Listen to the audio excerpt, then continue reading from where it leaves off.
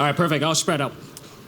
Hey, everyone. Hopefully, you're all comfortable now after stretching and everything. And again, my name is Richard. And if you haven't seen me before, I was hosting or moderating one of the panels before this. But again, thanks to the Bu Zhi DAO team, as well as the affiliated partners for putting on such a great event.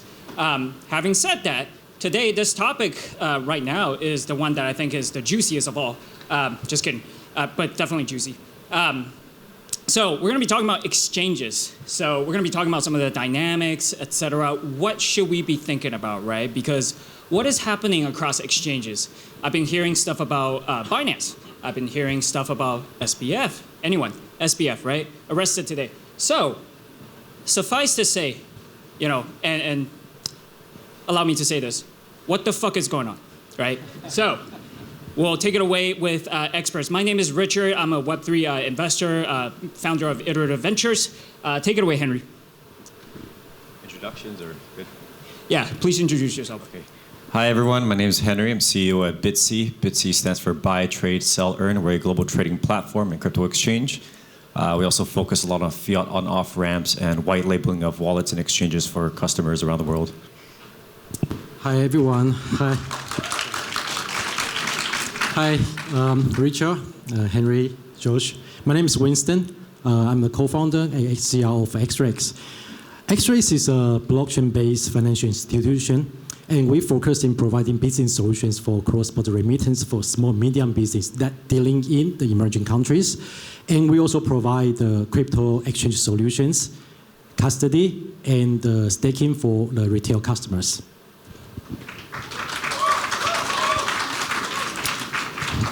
Hello, I'm Josh.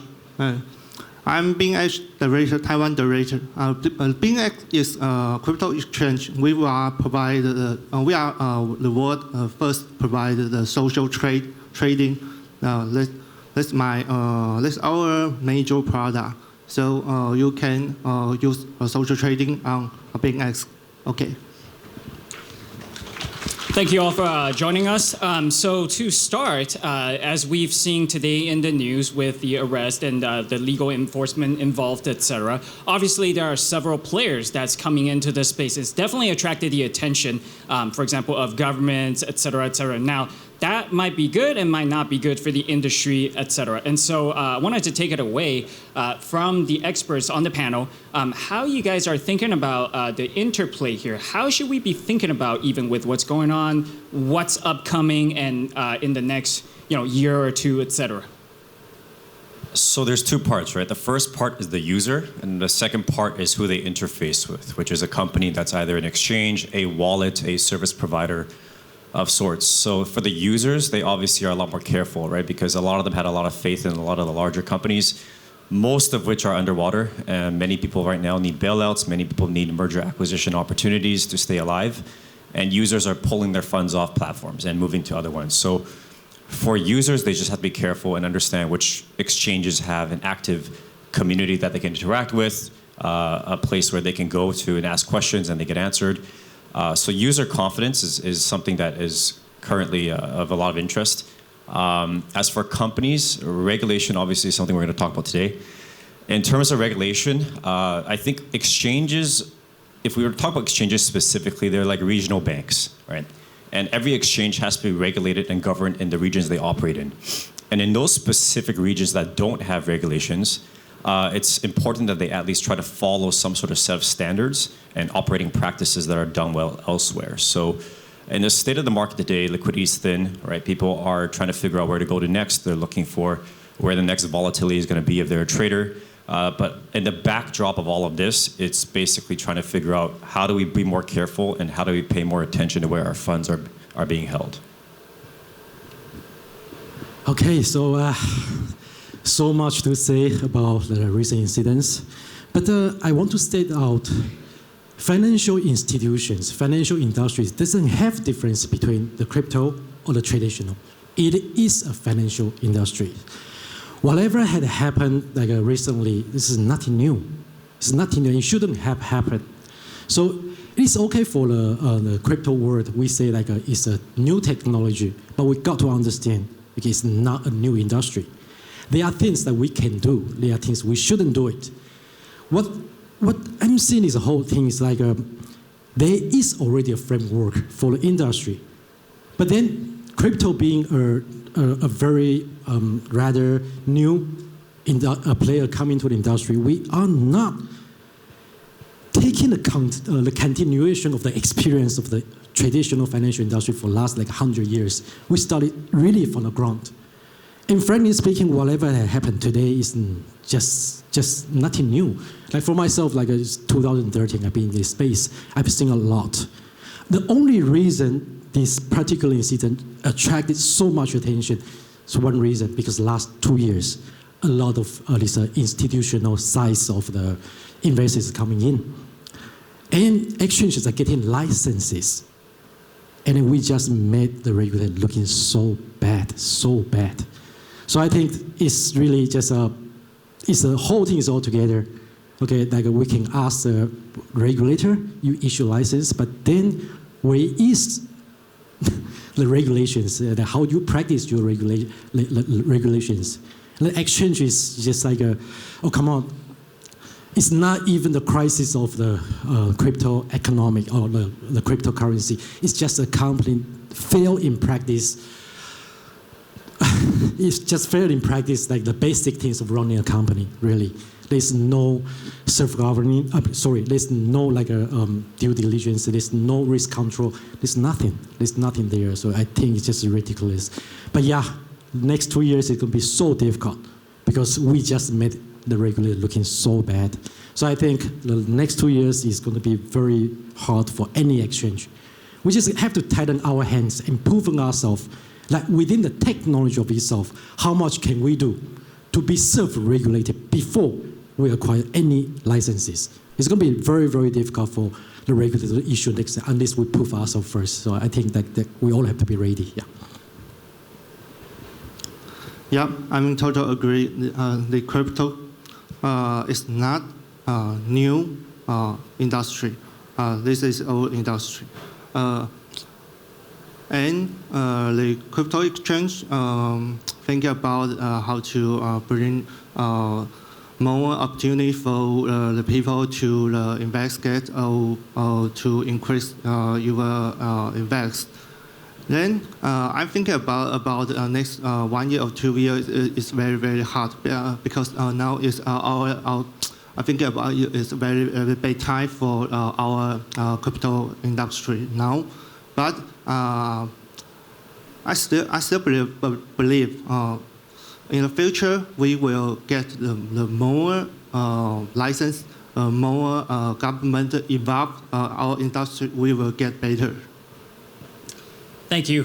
So as we've all heard from the panelists here that this industry obviously going through some storms right now, and depending on how this industry behaves, it could lead to different outcomes. Now, as we've seen in the Lehman collapse back in 08, 09, et cetera, obviously regulators came in, it made the industry more illiquid, et cetera. That might actually reduce profitability. So I'd be curious for the panelists here, what do you guys think we should do so then we could hope for a better outcome here?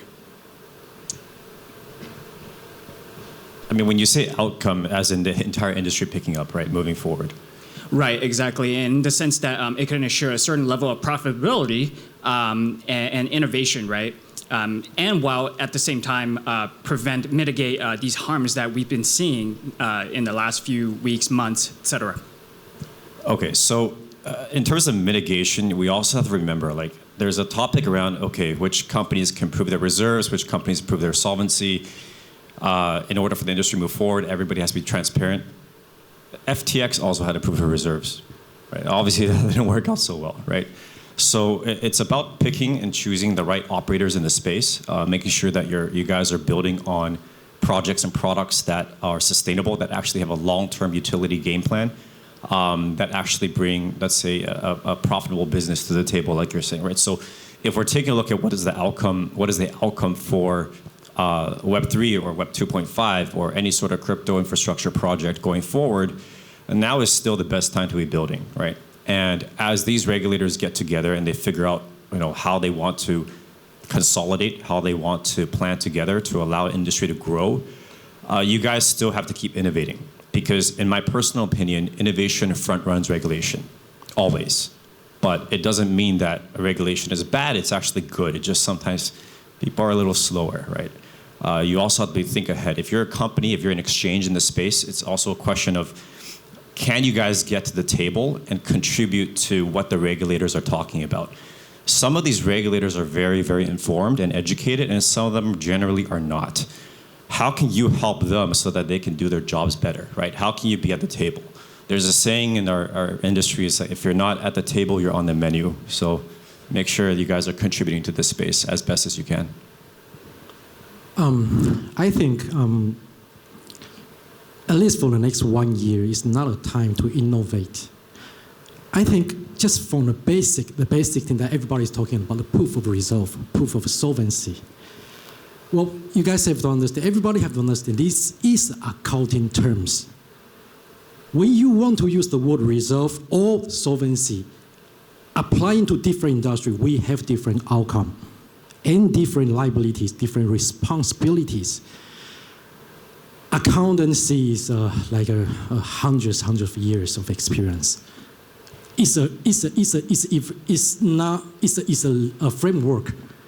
So we have to have the dialogue, the right dialogue between the traditional like a financial industry and the crypto one, not like we walk into parallel, right? So we don't have to reinvent everything, right? So I believe like everyone who's operating an exchange, we all understood the current versions of any proof of reserve or proof of solvency that any company, any exchange has published already, there is a loophole. You know it's incomplete, it's proven minimum things only. I mean, I don't want to see like people still trying to track people's wrong trust again, because eventually it's going to have the next problem. We face the next problem. So I think we all should decide it. Let's do the real thing. Okay, I don't know if it's going to call us proof of reserve or proof of solvency, but we got to make it right. And we got to start connecting to the real world of like, accounting entries and real world of like everything. We are not in two different industries. Unless we do that, unless we prove that, okay, it's not going to be easy for us. It's like we're really going to tighten our hands and legs and still have to run, right? It's like what before the trust issue, what is so defined as a good exchange? The market efficiency.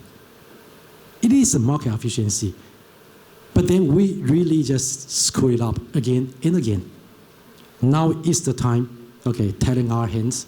It's going to be very costly for all of us, but do the real thing. Then it's our time to cry, not the users. Us to cry to regulators. See, we did everything right. The technology can support till here. It's a time to invite the real auditors who could understand, make it things easier for them to audit, for users to verify. Here's a crypto. This is blockchain. We don't want trust, but verify. This, I think, these next 2 years, we all have to do the real thing. Yeah. Okay. Everyone talking about proof of reserve. Yes, this is a big topic. Every exchange will show you a proof of reserve, but can you believe him? So I think about this is a big topic, and every exchange may show proof of reserve soon. But we think about we should have more input to reserve, for then people can get trust our industry again, because as CDC, we can use a macro tree to then every client can use macro tree to verify your asset is in exchange. Then we go for the third party to addition for our reserve. Then I think about the exchange is have responsibility to protect our asset for everyone. So proof of reserve may be not the best solution, but we are going to improve that. That's what we do. Okay. Thank you. So I've been hearing several terms here: proof of reserve, bridging trust, having just general education, having more auditors comes into this space. And to me, the thing that pops up to the top of my mind is we need a standard. We need a standard where we could show to regulators and the public that, hey, we can guard this henhouse, so you don't have to come down on me, right? Now, obviously, standardization is a very broad term. So I'd like to ask the panelists here, what do you guys think? What should be standard across all these methods that we're doing things? Proof of reserve, proof of solvency, et cetera, right? What is that? I mean, I think that has yet to be defined, right? I think, first of all, there's a lot of smaller firms coming out to do audits. You take a look at the Binance audit and the Crypto.com audit that came out this last 2 days. There really was no standard, right? It's a South African auditor that then, when you take a look at the two audit reports side by side, they're vastly different in direction and what they were asked to do. So it starts by having us figure out which are the industry auditors that we probably want to use, and then just figuring out, like, are they auditing the right things, right? Does it prove anything, right? I think there's many levels as to how clear audits become. Even in traditional finance, right? You guys all heard of big global accounting firms, the Big Four, right? They have, 26, 30 different standards globally that they actually comply by. And so every region has a different one. You're not going to get one set. But you need to figure out in which region do you operate and what are the standards that comply to the users that are interfacing with the products and the services offered there. Yeah, so I think that's precisely the exact problem that's urgently need to be solved. Auditors, the qualified auditors. Because these whole standards cannot be us. It has to go by professionals, so long as we are talking about a centralized exchange. It's nothing new. There's a stock exchange, there's a forex exchange, it's everything, right? So if the step went in wrongly is because we got a license before we even have enough auditor. We can just ask auditor right now for maybe the exchanges that what are you auditing? What are you auditing? What are those auditing reports? Well, if the auditor is not qualified to even verify a crypto company, then he shouldn't just issue the report, right? So I think again, I think it's the time for us to really separate ourselves, okay, from the traditional financial industry. Okay, we really need to invite the good auditors, the real professionals to come and help us to define the terms. Because if you're going to call us a reserve in a bank, there's a different meaning. If you're talking about solvency, you're talking about company, right? So what if, if you call it a solvency, you went on insolvent, but you went on insolvent not because of users' assets, but you just lending money from somewhere else and went insolvent. Right? Then now what happened to the users' asset? Is that your company's asset? When you went on liquidation events, who got a priority? Is that your investor? Is that the taxation officer? Okay, or is really the user's asset, still user's asset? Yeah, so I think this whole thing is nothing new. It's just a little bit different. The asset itself is crypto. Okay, so we need the real auditors. We need to really massively. The last 2 years, we produced so many traditional investors, institutional investors coming into the space. Now is the time. We need auditor coming into this space to help. Yeah. Okay, I think this is time to following traditional finance because we need a license, we need a qualification, we need a license to prove we have ability to do crypto finance industry because we are keep people the asset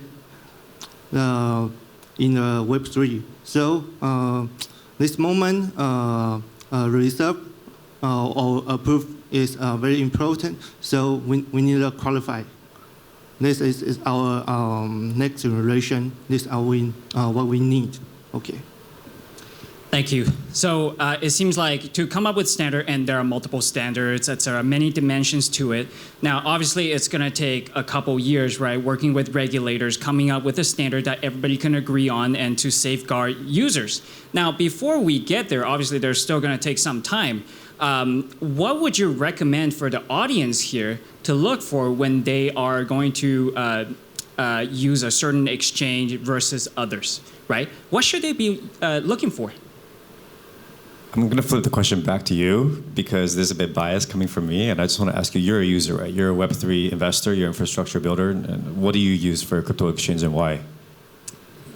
Well, I'm a moderator here, so I might be biased here. So I'm actually wanting to ask you for a reason because, why are you building your exchange the way that you're building, right? What is it that you are doing in order to safeguard users? So it starts with it's never going to be a perfect solution immediately, right? It's step by step. So whether it's what we talked about today, whether it's working with the right auditing firms, whether it's being transparent and letting people know, hey, look, this is our company, this is who we are, here's a community of people you talk to. If you guys have questions that are a lot deeper, here's who you can speak to from the right departments. Are you in one of our asset management products? Are you in one of our trading products? Did we give you a trading line of credit, and why are we calling that back, right?